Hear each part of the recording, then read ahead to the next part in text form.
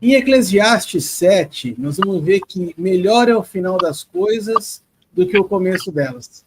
Mas tem pastores por aí que dizem que é melhor as acabativas do que as iniciativas. O que isso tem a ver com o chamado? Prepara seu café e vem com a gente logo depois da vinheta. Os Paroleiros, um jeito simples e divertido de conversar sobre verdades bíblicas. Vambora! Hoje é dia de parola!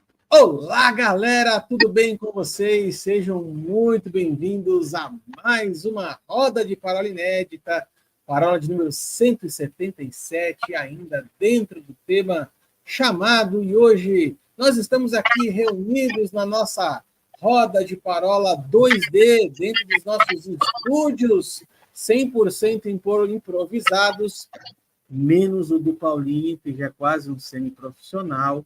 Mas nós estamos aqui reunidos, apertando as nossas carrapetas aqui em São José dos Pinhais, em São Paulo, capital, e em Presidente Prudente. E a escalação dessa semana é Oráculo, Decano e Mente Brilhante. E aí, Mente Brilhante, pronto para mais uma parolada? Sempre estou preparado. É uma pena que hoje não poderemos utilizar versões da Bíblia, exceto a revista atualizado. Os nossos internautas que nos perdoem. Tudo certo, e só por uma questão de justiça, a formação de hoje, Mente Brilhante, Decano, Oráculo e a Alexa, que está respondendo tudo para a gente aí, atrás de você.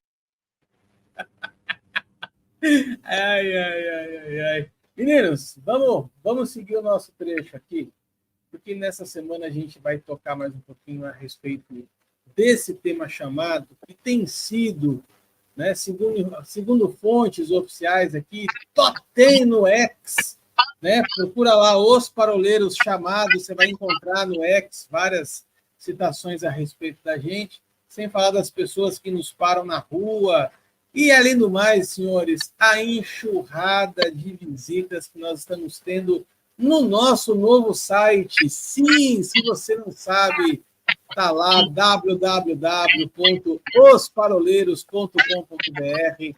Você vai encontrar tudo a respeito da gente, um pouquinho das nossas biografias. Então, está lá separadas em playlists, todos os 35 temas que a gente vem conversando desde 2020, além de e-books e da pré-inscrição do curso do Paulinho, que está em fase final de produção. Gente, se prepare, mas o curso de introdução à interpretação bíblica está ficando sensacional. Você não perde por esperar. Ainda no mês de fevereiro, nós vamos estar dando mais informações sobre esse curso. Sigam a gente lá nas nossas redes sociais, no Instagram, no Facebook, no YouTube e em todos os programas de podcasts espalhados pela internet, pelas galáxias. Por que não? Mas nessa semana aqui, nós vamos falar de novo sobre chamado. E a gente pegou aqui, na primeira semana, nós falamos sobre o que é chamado. Na segunda semana, nós falamos sobre entendendo o chamado. Na semana passada, nós falamos sobre quem são os chamados. E nessa semana aqui, nós vamos estar falando sobre vivendo o chamado. Viver o chamado é algo que precisa estar no coração de todo aquele que entende que é chamado por Deus para uma ação, para um ministério específico. E por que eu abri essa parola com o texto de Eclesiastes 7? E aí eu quero dar o pontapé inicial aqui para a gente começar a conversa, porque no meu entendimento, meninos, um dos grandes desafios daquele que atende ao chamado de Deus é perseverar no chamado. É começar bem, começar com carga total, com acelerador, lá no fundo, é tranquilo, vai bem. E quando o tempo vai passando e a gente vai entrando numa dinâmica talvez um pouco mais leve, as coisas vão começando a ficar mais fáceis da gente lidar, como é que a gente consegue ser capaz de perseverar no nosso chamado, se não voltando às fontes todos os dias, não é verdade? Esse texto que você trouxe já de abertura é algo que gera muito temor. né? Porque não é como você começa, mas é como você termina. E a gente vai pegar alguns exemplos na Bíblia de pessoas que começaram bem, mas terminaram mal. Um deles é o próprio Moisés. Vamos lembrar que ele, nós já falamos sobre isso, ele com medinho, não vou, sou gago, sou isso, sou aquilo outro. E aí ele vai lá e me bate na pedra. E aí Deus fala para ele, muito bem, por conta disso que você acaba de fazer, você não vai entrar na Terra Prometida, você só vai ficar olhando, né? Nós vamos ver outras pessoas também que começaram bem, mas terminaram mal. Isso me leva a crer que a palavra que você usou com muita sabedoria, a perseverança. Porque, de fato, dentro do ministério, eu lembro de uma ministração de Luciano Subirá, que ele diz o seguinte, existe um determinado momento que a nossa alma, ela se farta. E aí a questão é do que nós estamos fartando as nossas almas, né? Aqui na nossa igreja, nós temos um costume, falando especialmente para os professores, né?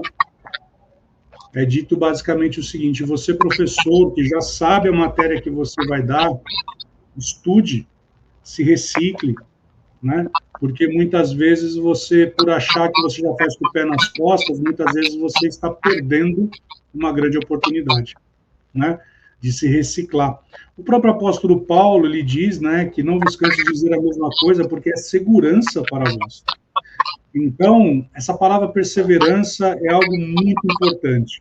A outra coisa é que John Bevere, no seu livro O Temor do Senhor, ele fala sobre isso, porque muitas vezes nós estamos tão acostumados já em subir no púlpito, em levar o nosso ministério, que nós muitas vezes deixamos de ler a palavra, de praticar o jejum, de ter uma prática de oração, ou seja, os 3 pilares, né, que sustentam a vida de um ministro.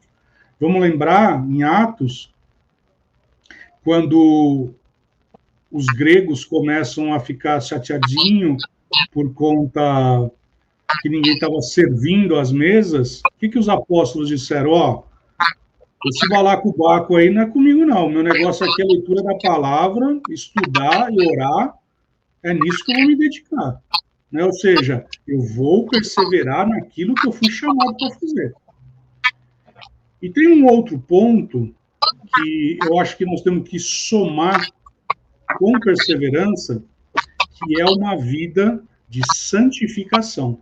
Eu não sei se o Paulinho ele vai tocar nisso, mas ultimamente eu tenho refletido a respeito de uma expressão muito forte que surgiu no meu coração. Mercadores da unção. Né? Pessoas que muitas vezes estão negociando a sua unção, subindo no púlpito de qualquer forma, ministrando sem ter uma vida de santificação, porque pregar até martelo prega, então é muito simples isso. A gente tem que fazer a nossa camisa, né? Então a nossa camisa tem o faça da sua jaca uma pantufa, né? Azedando o pé do frango, tem essa daí também. O martelo até prega.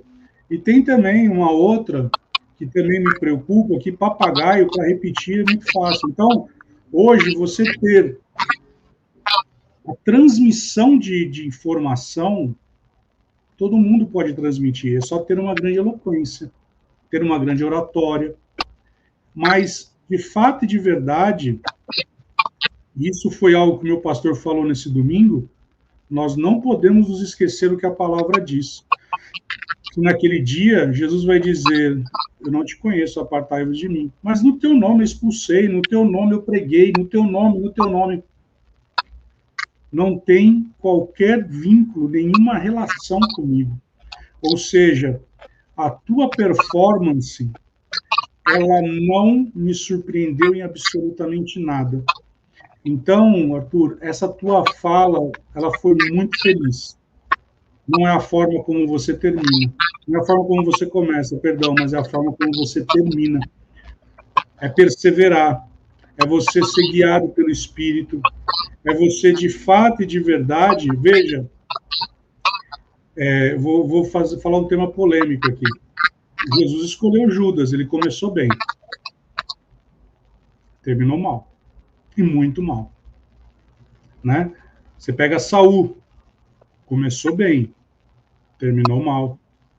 Você pega Sansão, começou bem, terminou mal. E aí nós vamos ver tantas outras pessoas que, de fato, começaram bem e terminaram mal.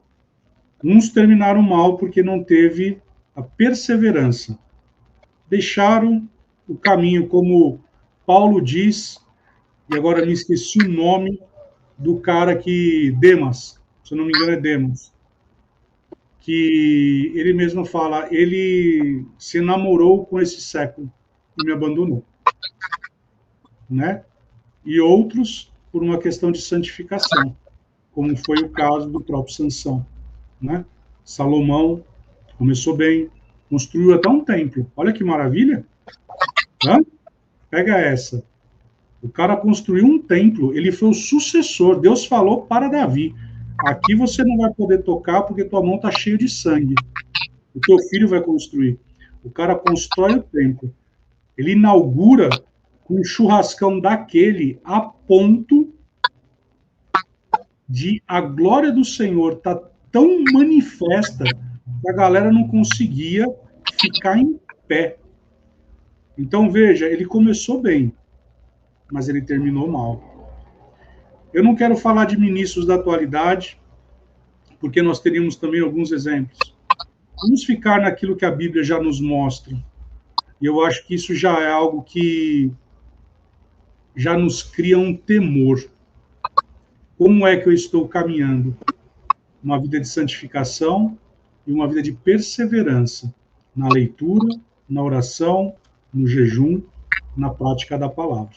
Você tocou no assunto da santidade, Will, e eu acho que vale a pena, quem sabe, definir santidade antes de prosseguir. Tá? Eu vou fazer uma definição que não é etimológica, que não é teológica, que não é doutrinária. Né? Eu vou fazer uma definição mais lógica, mais simples. Né? Eu entendo que santidade pressupõe alinhamento. Em nós não somos santos. Né? Em nós somos carentes de santidade pela nossa natureza. A nossa natureza é caída.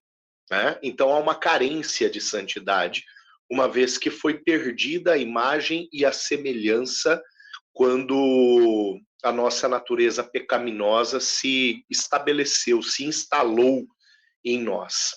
E aí, através de Cristo, o que acontece? Um realinhamento. Né? Agora, este realinhamento, ele pressupõe a nossa intenção ao seguir Jesus. E aí, eu vou discordar sem discordar do ponto de partida que o Arthur colocou, né? Quando ele diz que o fim ele é melhor do que o começo e foi reafirmado por você. Por que eu digo que discordar sem discordar? Porque é real que nós precisamos passar por um processo de conversão para que a gente alcance esta possibilidade de realinhamento, né? Uma vez que em pecado nós fomos gerados, em pecado nós nascemos. Então é indiscutível a necessidade da gente ter um recomeço para que a gente termine bem. Agora, a partir do momento que nós vamos exercitar um chamado, aí eu julgo que tão importante quanto o final é a intenção que antecede o início. E o que eu quero usar para fundamentar isso que eu estou dizendo? Algo que o próprio Senhor Jesus fala em Marcos capítulo 8, versículo 34. A palavra diz que ele chamou a multidão e chamou ao redor dele também os discípulos e disse, se alguém quer vir após mim. Ele está falando de chamado. Ele está falando de exercício ministerial. Ele está falando de conduzir algo conforme o padrão e o modelo dele. Então, é uma reprodução. Então, aqui entra a santidade, se a santidade é um realinhamento. Se alguém quer me imitar, se alguém quer fazer o que eu faço, se alguém quer dar continuidade àquilo que eu estou fazendo, então tem critérios, né? E aí ele vai falar que critérios são esses: negue-se a si mesmo, tome a sua cruz e me siga. O negue-se a si mesmo já pressupõe uma predisposição em abrir mão, né, das suas vontades, dos seus projetos pessoais, da sua natureza. O negue-se a si mesmo é vinculado à natureza, né? Então é negar a condição pecaminosa, é negar a natureza pecaminosa, é negar o pendor da carne, é ir deixando tudo isso para trás. Tome sua cruz. Eu costumo dizer que o tome sua cruz é um convite simpático que Jesus faz à morte, né? E é uma morte voluntária, porque o tomar a cruz é dizer morra, né? Jesus, ele carregou uma cruz por 1,5 quilômetro, mais ou menos, ali na Via Crucis, a Via Dolorosa, porque ele foi obrigado a fazer isso, como acontecia com todos os condenados à morte de cruz. Então, desde onde o sujeito era condenado até o lugar da execução da condenação, o cara carregava o objeto da execução dele. Se ele era condenado à forca, ele ia carregar a corda. Se ele era condenado à cruz, ele ia carregar a cruz, né? Então Jesus, ele carrega isso porque havia uma imposição por parte do Império Romano a todos aqueles que seriam executados por aquela modalidade de carregar o objeto da execução. Agora, quando Jesus fala, tome a sua cruz, ele está falando, você tem que se voluntariar a carregar um símbolo de morte contigo. Você tem que se voluntariar, não é uma morte obrigatória, né? Não é uma morte que pressuponha uma imposição, né? Você vai carregar um símbolo da tua morte. Qual é o símbolo da minha morte? O símbolo da minha morte é a nova vida de Cristo em mim. Lembra aquilo que Paulo fala lá em Gálatas, capítulo 2, versos 19 e 20? Ele diz, já não sou eu quem vive, é Cristo que vive em mim. A nova vida de Deus, a nova vida que agora eu vivo, é a vida de Deus em mim, né? Paulo, ele vai deixar isso claro. Quer dizer, o maior símbolo da morte de alguém é a nova vida, né? Em Colossenses capítulo 3, versos 1 a 3, Jesus fala, olha, pense nas coisas que são de cima, busque as coisas que são de cima, porque você morreu, e a vossa nova vida veio de cima, e ela estava escondida com Cristo em Deus. Então, morri, e por conta do fato de eu ter morrido, é que eu tenho uma nova vida. Então, o maior símbolo de morte na vida do cristão é a nova vida de Cristo nele, né? Quando Jesus fala, tome sua cruz, ele está falando absolutamente disso. Olha, carregue o símbolo da morte, que é a nova vida que você recebe da minha parte. E ele diz, siga-me. Ou seja, o critério essencial para o exercício de um chamado, para o exercício do serviço, pressupõe lá no início a intenção correta. Por quê? Porque aí eu posso cair, vamos voltar numa dessas parolas passadas que a gente conversou, aí eu posso cair naquele equívoco terrível de estar fazendo coisas igrejeiras, ocupando o meu tempo e a minha agenda com coisas de crente, entre aspas, no entanto, não estou servindo. Eu estou fazendo, mas não estou servindo. Eu estou gastando tempo, eu estou ocupando meu tempo, eu estou até fazendo bastante barulho e poeira, mas no fundo eu não estou me deslocando, né? Ontem eu repostei uma frase que há muito tempo, em uma pregação, eu citei, e ontem uma das redes sociais trouxe a memória dessa frase para mim, e eu repostei essa frase, até fiz o roteirinho para uma mensagem que porventura, quem sabe, eu vá escrever. E essa frase era o seguinte, quando eu estou andando na direção errada, voltar não é um retrocesso, mas é um avanço, né? Então, no fundo, é mais ou menos essa realidade. Quando eu estou fazendo, ao invés de servir, parar tudo, né? E reiniciar não é retrocesso, é deixar de gastar energia com aquilo que eu não devo estar gastando energia. Agora, que o chamado, o exercício do chamado, ele começa para valer com uma intenção correta, aí Marcos 8,34 não me deixa pensar de outra maneira.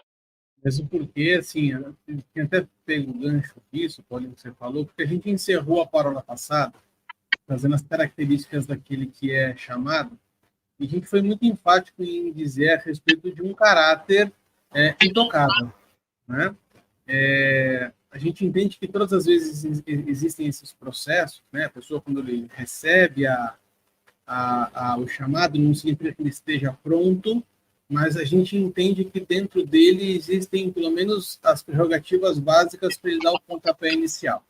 Então, o caráter, para mim, passa por esse viés, e é por isso que eu talvez tenha investido um pouco mais de tempo na continuidade do chamado do que propriamente o pontapé inicial do chamado. Tá? Mas aí eu queria avançar com vocês, para a gente não estourar muito tempo dessa primeira parte, para falar sobre os desafios. Existem muitos outros desafios aqui que eu queria tocar no assunto com vocês, e eu quero pegar um gancho do que o senhor disse a respeito de santidade. Viver uma vida de santidade é um desafio por si só, né? Mas eu queria tirar dessa frase aquela citação do apóstolo Paulo a Timóteo, que está na segunda carta, capítulo 4, versículo 12, quando ele fala para Timóteo assim, olha, seja exemplo para os fiéis. Então, ser um exemplo é um grande desafio para aquele que é chamado por Deus. Ser exemplo significa você ser aqueles a qual as pessoas acabam se espelhando. E eu sei que muita gente acaba caindo no erro de falar assim, olha, não olha para mim, olha para Jesus, porque eu sou falho. Mas o apóstolo Paulo fala exatamente ao contrário. Ele fala, olha, imite a mim, assim como eu também sou imitador de Cristo. Então, eu entendo que aquele que tem o chamado, ele precisa necessariamente viver uma vida de tal forma que ele se torne exemplo para as pessoas, não só na aparência. Né? E aí eu vou pegar um outro gancho que o senhor falou, que talvez um dos grandes critérios errados para as igrejas que levantam as suas lideranças ou que levantam pessoas que dizem que têm um chamado, que é a questão do carisma. Tem muita gente que tem carisma. Fala bem, segura bem o microfone, tem boa impostação de voz, é alguém que é muito bem articulado, é alguém que tem uma aparência muito boa, mas esse não pode ser o primeiro critério para selecionar alguém que é chamado. Por que eu estou falando sobre isso? Eu joguei no grupo hoje, nosso, durante a tarde, a seguinte frase, né? Deus é quem faz o chamado, mas é a igreja local que referenda ele. Ou seja, a pessoa que tem um chamado, e eu vou pegar um gancho de uma palavra que nós falamos sobre unção, e aquilo ficou gravado no meu coração quando vocês disseram assim, a unção vai diante de nós anunciando.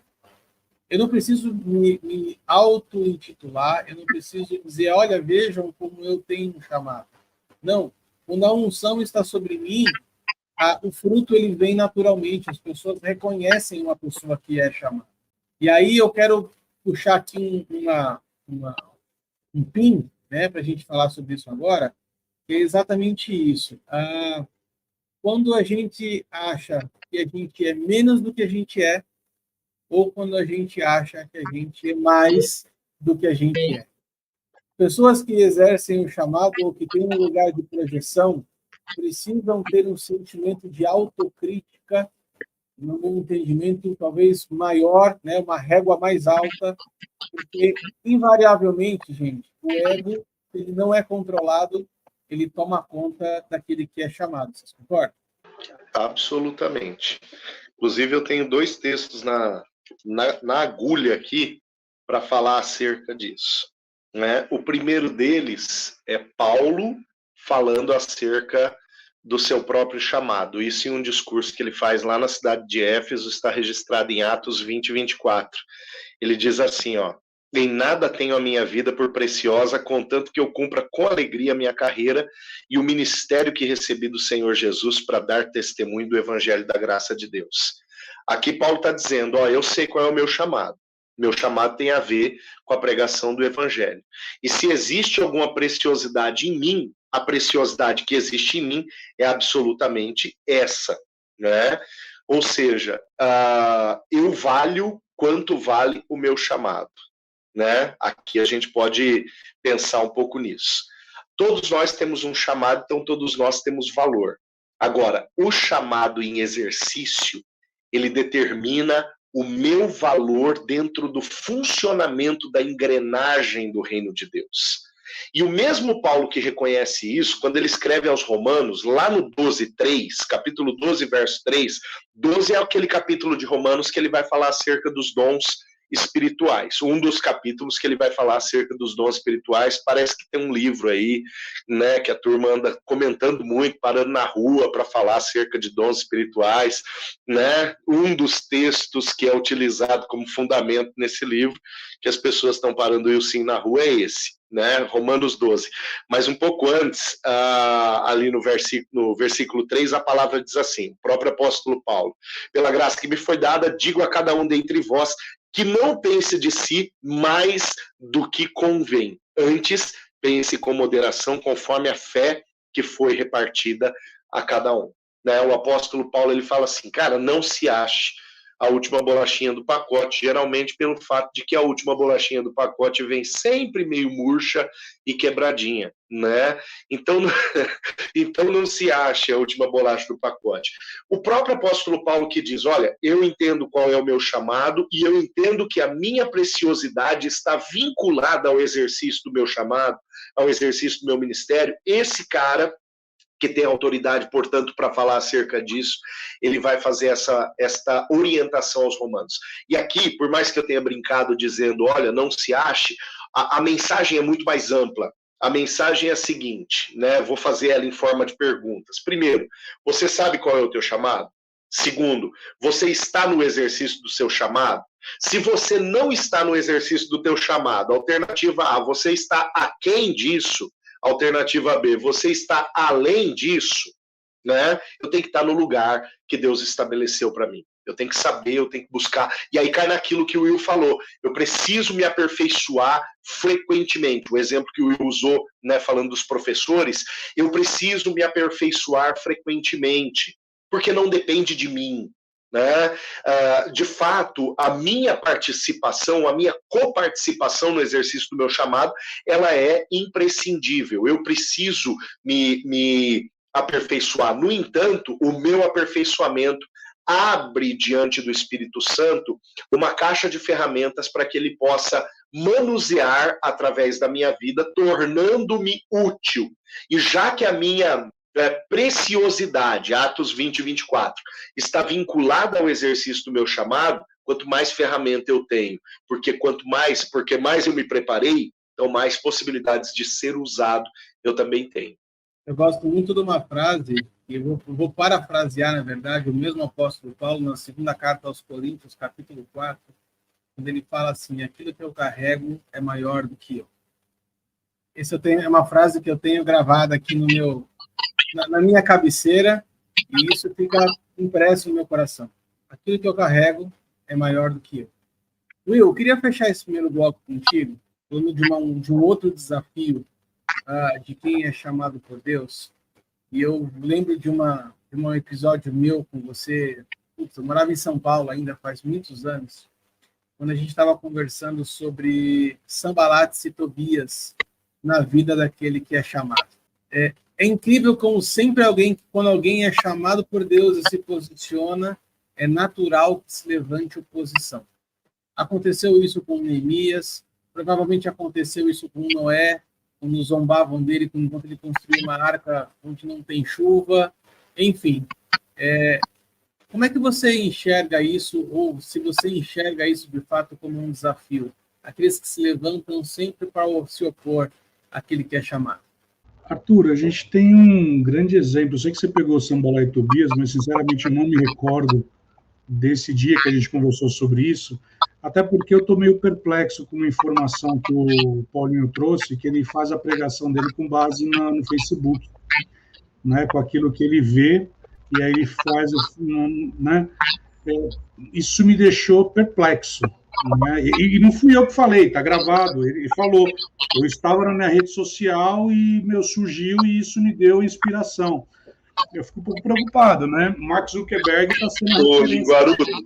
Mas... Foi uma frase que eu falei numa pregação há alguns anos atrás. E eu vou fazer um texto sobre isso. Você não distorça a minha fala, não, língua de trapo. A oposição, tá vendo a oposição aí, ó? Tá aí, ó. É só, isso aí tá aí. Não tem, aqui entre nós não tem isso, imagine fora. É impressionante. Mas se a gente pegar, se eu não me engano, na terceira epístola de João, nós vamos pegar um abençoado lá, que agora me esqueci o nome dele, o Arthur, o Paulinho, consulta aí, por favor, o Instagram para ver se você acha o nome dele aí. E que ele se opôs, né? Ele foi resistente ao ingresso de João, né? E ele fala que ele foi tão proeminente na resistência que ele achou até estranha a forma como isso aconteceu, né? Eu achei aqui no Twitter, é Diótrefes. Diótrefes, isso aí, ó. Diótrefes, tinha que ser no Twitter, né? No Twitter. Porque... Aí, ó.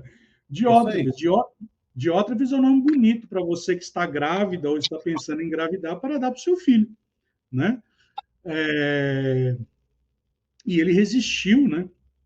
Ele resistiu. Agora, um ponto importante é, talvez você que está nos ouvindo, a gente já falou sobre isso quando a gente falou de Gálatas, né? Quando Paulo resistiu a Pedro. A resistência ali foi outra, porque a resistência ali foi no sentido de repreensão, porque Pedro estava fazendo, né, da sua jaca uma pantufa. Então, estava escapando marcha, estava fazendo coisa errada, né? Então, ou seja, enquanto não tinha nenhum judeu olhando, ele estava lá, deliciando com os gentios. Quando o judeu chegar, ele, opa, pera, aqui não, né? Essa foi uma resistência, mas foi no sentido de exortação, de trazer para perto. Mas, quando nós vamos pegar Diótrefes, ele estava impedindo, inclusive, da palavra avançar, né? Então, aí, Arthur, eu tenho, para mim, algo que, muitas vezes, as pessoas, não se posicionam favorável ao chamado de outras pessoas, ou elas se levantam contrárias, e não sei se o Paulinho vai concordar, mas basicamente por dois motivos. Primeiro, por inveja e ciúme. Por que o pastor está levantando essa pessoa? Por que o pastor, tão cedo, o pastor Janduí da minha igreja, ele conta uma história que apareceu na porta da igreja um ministro chamado Jason. Na hora o Espírito Santo falou para ele, levante-o como pastor. Ele só apareceu na igreja. Aí eu te pergunto, você acha que teve oposição? O pastor Janduí conta que foi assim uma luta desesperadora, né? Porque ministros que estavam caminhando disseram, mas e eu? Né? E o outro ponto, muitas vezes, vai dizer respeito até por conta da pessoa não compreender o chamado e a unção que tem sobre a sua vida. Muitas vezes a pessoa, ela olhou, identificou, e por uma questão de ciúme, de inveja, é só você pegar os próprios fariseus. Né? Lendo o livro de Atos, você vai ver quando Pedro ele foi preso, depois Paulo, a palavra vai dizer que os fariseus, os judeus, se sentindo como que com inveja, eles se opuseram. Então, o que acontece? As pessoas que não discernem o teu chamado, o teu propósito, por elas não terem um discernimento correto a respeito do teu chamado, muitas vezes vão se opor. E aí tem um outro lado também, quando eu não discerno meu próprio chamado. Semana passada, o pastor Janduí fez uma brincadeira comigo. Eu estava numa reunião, ele virou para mim e falou assim, não, porque o pastor Wilson vai tomar disso. Eu olhei para ele assim, ele falou, pessoal, desculpa, o professor Wilson, ele não gosta de ser chamado de pastor. Aí eu não dei risada. Eu falei, pastor, ainda bem que o senhor reconhece a unção. Aí, o que acontece? Mas só para você ter uma ideia, né? É isso que acontece. E aí, você vai ter alguns diótrofes na tua vida e você vai ter que saber amar. Porque Paulo, ele fala que... O Arthur, o Paulinho, vê aí no TikTok o nome desse outro, eu também esqueci. é aquele que ele decidiu amar mais esse século do que seguir com Paulo. Demas. Acho que é Demas mesmo, né? É que eu não estava no TikTok, por isso, desculpa. E aí, ele mesmo, ele passa a mão mais o mundo. Esse é do Orkut. Esse é do Orkut. E eu acho que é isso, sabe, Arthur? E nós vamos ter que amar. Porque Paulo, ele fala aos filipenses, né? Eu estou preso aqui nessa cadeia, e eu escuto dizer que algumas pessoas estão pregando por vanglória, né, para querer causar um ciúme em mim, mas outros estão pregando de fato, de verdade, por amor ao evangelho. O que importa é que o evangelho está sendo pregado. Então, esse discernimento para que a pessoa olhe e fale, meu amigo, ou você é Demas, ou você é o idiota, ou você... É isso aí. E você que está nos acompanhando, faça igual o Paulinho. Nos siga nas redes sociais, no Instagram, no Facebook, no TikTok. Nós também estamos no Spotify, no Deezer, no Apple Music e também no Amazon Music. Se você curtiu, dê um like e compartilhe nas suas redes sociais. Muito bom. Então, já que o Ciro já fez o merchan, eu ia só brincar, ia levantar uma última bola, que é a preocupação que a gente tem que ter com o senso de comparação, né? Mas aí o Ciro falou muito bem sobre isso, né? A inveja, ela causa isso. A gente tem que ficar muito alerta, realmente assim, muito alerta, porque muitas vezes a cultura que nós estamos hoje, de redes sociais, de excesso de exposição, vai fazer com que a gente acabe se comparando com os outros o tempo inteiro. Não caia nessa armadilha. Não se compare. Não compare o seu chamado com o chamado de outras pessoas. Então, vamos fazer o seguinte, vamos fazer uma pausa aqui, e nós vamos voltar no segundo bloco, falando mais um pouquinho sobre vivendo o chamado, dessa vez falando a respeito das bênçãos daquele que segue o chamado. Um grande abraço para vocês, fiquem com Deus e até lá. Tchau, tchau.